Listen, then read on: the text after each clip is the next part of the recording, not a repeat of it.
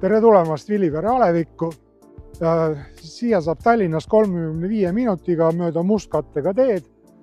Saab mõlemat pidi läbi Kurtna, läbi Saku ja enne kui majani jõuate, peate sõitma läbi oma metsatuka.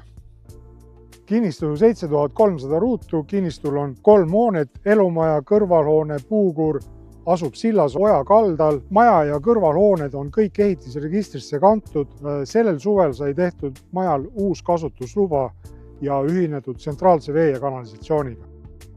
Maja ja kõrvalhooned on ehitatud 2002 aastal ja renoveeritud on niimoodi: saunaosa 2015, köök, alumine korrus, uus veranda, uus põrand 2020. Maja köetakse keskkütte kaminaga, mis soojendab vett ja siit lähevad torud teisele korrusele radiaatoritesse.